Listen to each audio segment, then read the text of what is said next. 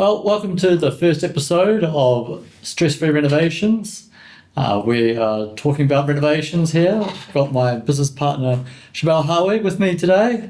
How are you doing, Charbel? I'm good. How are you, Andrew? Good. Doing very good, thank you. Very good. Looking forward to talking about renovations. So this for people at home who may not know who you are, Charbel, can you give us a bit of a background about who you are, what you've been doing for the last 15 years? Yeah, I've started in construction, in renovation and maintenance, and I've done it for a couple of years. Then after that, I've done actually civil work, excavation and civil work. And I've done, started doing construction, houses, granny flats, extensions, all these things. In 2015, I started up my class 2 construction. I started doing apartments. Yep. And during this period, I was doing houses, construction of houses and construction of apartments. Right, for the same company? Different companies. The okay. companies that they do the houses are different than the companies that they do apartments. Right. Apartments was more a class 2. Yeah. And the houses, it was a class 1. Yeah. So until we started Stress Free Renovations. And so what's the sort of scale of these companies that were building apartments? Were you building really large complexes? Or? Yeah, 120 apartments, 115, 200, 250s, like that's a large scale of apartments. That's a lot of apartments. Yeah. And then on the house side, how many houses were you building a year? Heaps, like we grew fast this business, and we were closing around 80 to 100 a year. Wow, 100 houses a year. Closing, yeah. Okay, that's a lot of houses. Yeah. Okay, so you got some experience. Yeah, that's different. Yeah. Cool. So now we're doing renovations. So what can you tell us about renovations in terms of what's the difference, I guess, in your approach when you are doing a house or if you're doing an apartment? Is it the same or you take a different approach? No, it's different, Andrew. Houses, they are class 1. Yeah. And apartment, they are a class 2. Yeah. Class 2, the difference between a class 1 and a class 2, the way how you just think about it is a class 1 in renovation, it's mainly like one owner, like not shared with any other parties. Yeah. Class 2, it's anything which is shared with neighborhood and other people. Yeah. So there's more interference with there's stratas and there's other neighborhood around you. So that's more as a class 2. Yeah. And in terms of the compliance, you can do class 1 through CDC, private certifier. Yep.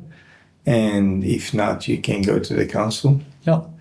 With a class 2, first step, you have to go through the strata approval. Yeah. Then from there, you will go to the DA applications. Right. So no CDCs for apartments? No CDC for apartments. It depends what you are actually doing. Yeah. But for the serious ones, like you're gonna go to DA approval. Okay. Yeah. Cool. Yeah. And so with the houses, you're saying it's a private certifier, and that can be with a CDC or it can be a DA. Like, what are the sort of people that are involved in doing a house renovation before it gets to the renovation stage of actually doing construction? The first thing you need to do as advice is crystallize your thinking of what you actually wanted. Yeah. And have a clear idea of what you actually like. Yeah. Try to put a visionary board of what you like your house to look like, your bedrooms to look like, and this. And then you pass all this information to the architect. And then the architect will be able to advise you whether, after he will speak with his private certifier, whether some such things can go to a private certifier or it has to go to a council. Right. So your first point of contact will be the architect. Okay, right. Okay, and then, so the architect then sort of draws the plans, I guess, about what you're trying to do. That's right. First thing, he will start as a concept. So they don't go straight to a plan, which is straight to architectural planning, which is straight to measurements and detail. It's more like a concept plan. Yeah. And after you do the concept plan, he passes it on as an idea. So he's now showing the private certifier or the council what you are actually wanted to do. To get a pre-approval, they call it. Right. And based on this pre-approval, you will be provided by a checklist, whether it's a CDC, a checklist through the private certifier, or DA checklist from the council. And so the architect gets the checklist, or the That's homeowner right. gets the checklist? The architect, because if the architect is the applicant, Right, they're the one driving it. they will be driving it. Yeah. Which that's the best way to do it is because you don't want to be the first point of contact with a council and private certifier, and every time they ask you for something, you actually don't know the answer for. Right. So you just slow down the process. Yeah. Yeah. On a small scale, you will need an architect. On a bit bigger scale, you will need a project manager. What's the difference between small scale and big scale? It depends. Like if a renovation of small bathroom, kitchens, and this, it's all right. Like just straightforward. So But you if still you need an don't- architect when you're doing bathrooms and kitchens, or? It depends the size of and the budget you wanted to spend. Right. Whether you can afford this. And if definitely you're going to a CDC approval, you can't just draw a sketch and pass it on to the certifier and say that's what I actually wanted to do. Yeah. No, definitely has to come through them. Yeah. But you only need to do CDCs if you're going to be moving walls, right? Like if you just want to like renovate a bathroom or renovate a kitchen, do you need to go through something like CDC? No. Okay. No. As long as you're not touching structural walls, right, you are okay with it. If you are changing the architecture of the property, you have to get approval from the private certifier or a council. Yeah. But if you're only changing like the flooring, the color of the painting, the kitchen style, right, you don't have to. Right. And that's the same for both houses and apartments? Yeah, in the apartment, you need to get approval if you're changing flooring. Some of them, it depends on the bylaw, which is a strata bylaw. If they say, some of the properties, they say in the strata bylaw, okay, moving forward, like if you are changing from carpet to a timber flooring, you just don't have to pass through the strata anymore. Right. We're fine as long as you're doing those criteria, which is that's the underlay you are using for the acoustic underlays. You are fine. You just don't need approval from nobody. Okay. Strata, it's different. It's a bit strict when it comes to apartments. So because the floors, which is the ground, you look at it as a concrete floor. This concrete floor is a sharing area. Yeah. The external walls are a sharing area. Yeah. And the roof above you. Yeah, shared as well. It's a share. Yeah. So anything you're trying to do to those 4 things, you need to notify the strata. Yeah. Even if putting one screw, you have to notify the strata. Okay. But think about it. Anything above and below this shell, space. it's actually your space. Right. So doing colors, changing paints internally, changing a carpet, all those things, they're yours. Like you can make a decision. You don't have to pass by the strata. Okay, cool. But for townhouses and other things, which that's different. Yeah, houses. Yeah, we've changed everything in the houses. We stripped houses completely. But like townhouses, like things that don't have like lots of connected walls. We've done a few townhouses. They are still class 2. You still have to get approval from the council. Yeah. Because you're still sharing one wall, for example, this wall or that wall with the other parties, or you're still sharing the basement. Yeah. But internally, we could make some changes. We could make the kitchen bigger. We could open walls. We could install new beams, and we could have done this. In apartments, not really. Right. But they're still class 2 in this sort of townhouse space. So is there a different approach from houses to townhouses? Like class 1, class 2? Does it look different when you're trying to... Houses to townhouses? Yeah, definitely. So what's the difference? Definitely. In the houses, you don't have to go through strata. Yeah, okay. And the rules, it's not the class 2 rules for you. Yeah. So... What are the class 2 rules? The class 2... As I said, it's because you're sharing walls and you're sharing the floor. Yeah. That means you have to make sure the neighborhood Yeah. are safe in terms of fire, Yeah. water, acoustic. Yeah. So that's the three things. Yeah. It doesn't mean you don't have to do them through the house, but through the house, you don't have wall to anybody. Yeah. You know what I mean? Yeah. So say if you want to like put a hole in the wall in an apartment or a townhouse, like what would you need to actually get that? big mission. Okay. Putting a hole, that means that's architectural. So the architect can determine that I need to put a hole in this wall. Yeah. You are punching a structural wall. Yeah. That means you need a structural engineer. Right. Because there's a hole now, that means fire can penetrate from one area to the other area. Right. So we need to consult a fire consultant. Okay. Yeah. This might be affecting the sound as well. So if there's a hole and now we are talking, the sounds can change. So probably as well we need to consult the acoustic consultants. Okay. And is there a pipe or anything happening or water? Is there any water might pass from one place to another? Yeah. We need to double check as well with the hydraulic consultants. Okay. So you got to talk to a lot of people. A lot of people to get through this. Gotcha. That's why class 2 becoming a nightmare to most of the consultants. Yeah. Olden days, it wasn't, you didn't have to get through all those consultants. So But now you have to get through all of them. all of them, definitely. Right. You have to tick all those boxes to make sure, yeah, I spoke to this one. Right. And so once they all, but if you did want to go through it and they all got ticked off, what if then one person says no at the end? Then what happens? Go again. You got to go back to the start. Go again, yeah, why not? Because of such and such. Yeah. And you need to readjust the design to fix this category. Yeah. Then every other consultant, they need to recheck it The new again. design will be for them. Yeah. Right. It could be fast, but you can't bypass some. Yeah. You can't bypass one Yeah. and say, yeah, it's all right. He looked at it. No, he didn't look at this version. He looked at the older version. Yeah. So then it will become version 1, version 2, version 3, version 4. Yeah.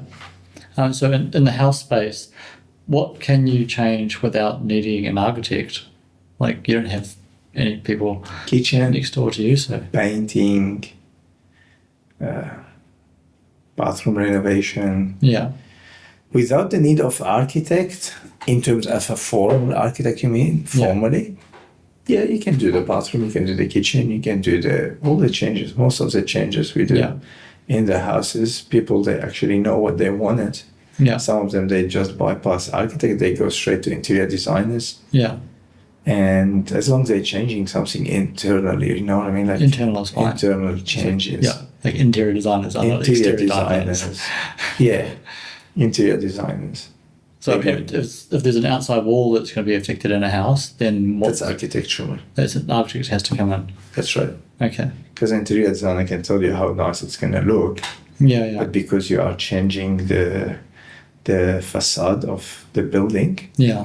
it might affect the council. So the council, you need to check private certifier council. Right. But the first step would be to go to the architect if you would change the That's outside of right. the house. That's right. Okay, cool.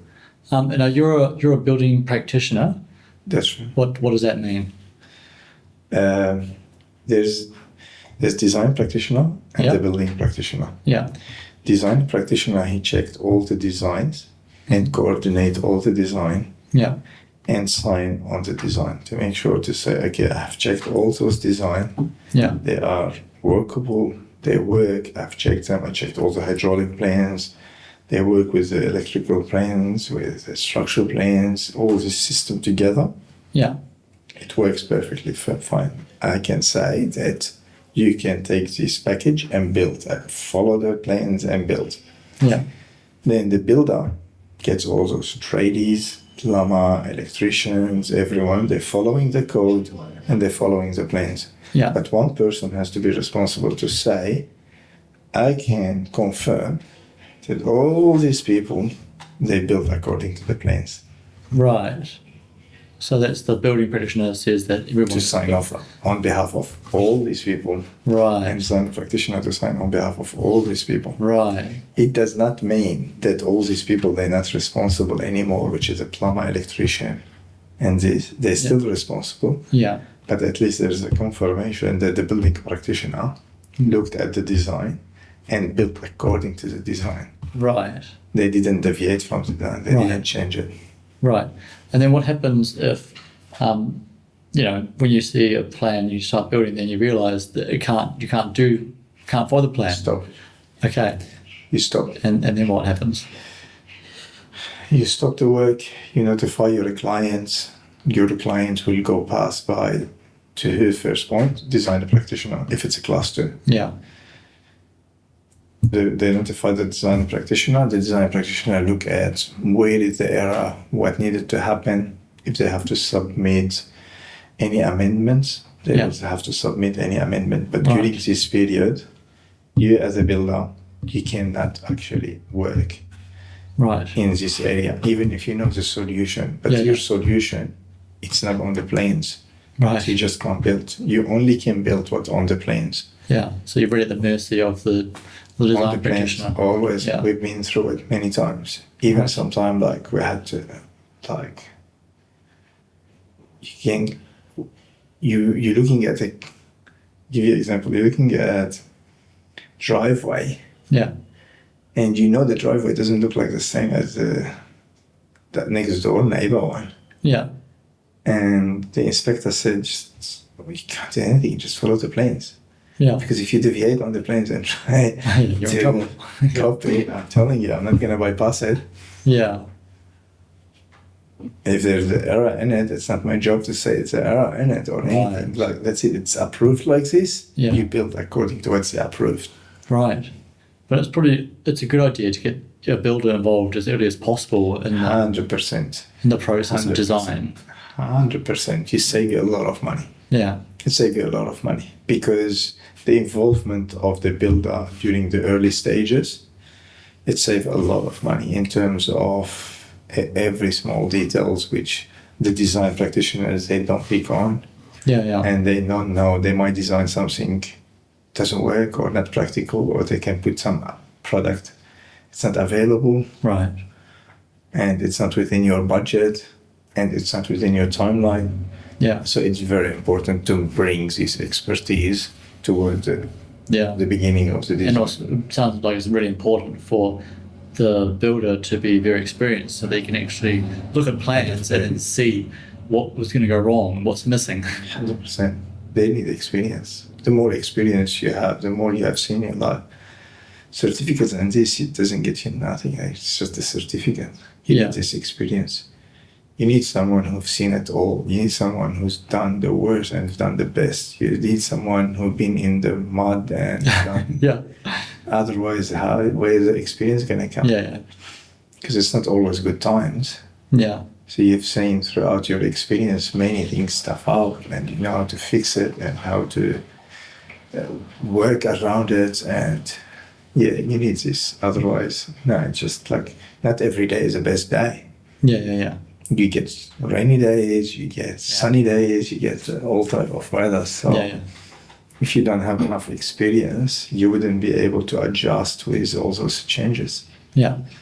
With the building practitioner, is it required for a building practitioner on houses or is it just on class 2? They introduced it recently for the class 1 for the houses, the building practitioners. I'm not sure if they went actually in effect yet. Right. But they were talking about it. Right. That they want to pass it on to the class 1 houses, granny flats, whatever, all these things. Yeah. Because it's very common sense. It's logic. It's great to have a point of responsibility. 100%. Yeah. Things needs to be simplified more. So people needs to know what to do. The whole system is still a bit difficult. From whose point of view? I give you an example. We've done few projects where we had a lot of issues with the facade engineering, for example. Yeah. Facade engineering, you actually need facade engineering for just anything. Yeah, especially if you are near the water, for example, even if it's a small house. Yeah. Near the water. It's better off getting facade engineer who is going to advise you on the whole facade in terms of the structure, the waterproofing, the whole system, how it works. But in class 2, it was difficult. It's just a nightmare because everyone was involved in the facade engineering. Right. Hydraulic involved in facade engineering, architecture involved in facade engineering, structural in the facade engineering, hydraulic, like all type of consultants. And when you make one small adjustment, you have to talk to everybody else. Yeah. And some product, like they need, because it's like some product, they might say to you, okay, I've got the warranty, for example, for this sheet, 20 years. Yeah. Then the screws, they're giving you warranty only for 10 years. Yeah. And you say, here we go. Come on. So this product is approved. Yeah. But the screws, they're actually 10 years. So we need to go and find another screw they can give a warranty for 20 years. Yeah. Or I had some incident where the warranty needed to be 50 years.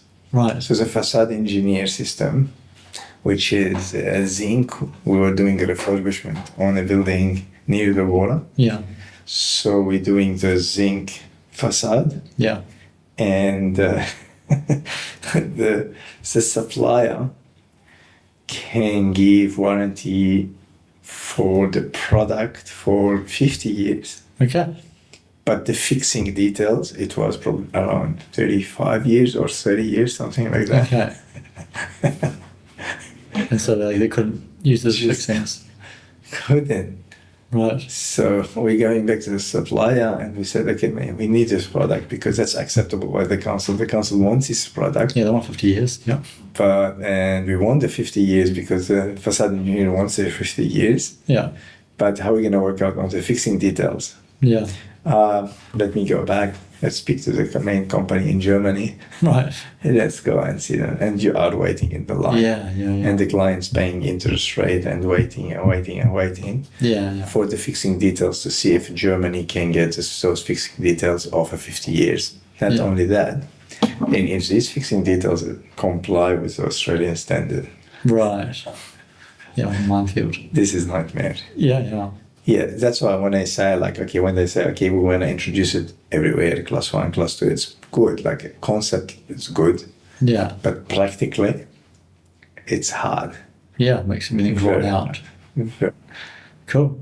Right, well, thanks for coming on, Charbel. Appreciate your time. Thank you. All your insights. And look forward to seeing the rest of you on the next podcast for Stress Free Renovations. Thanks, Andrew.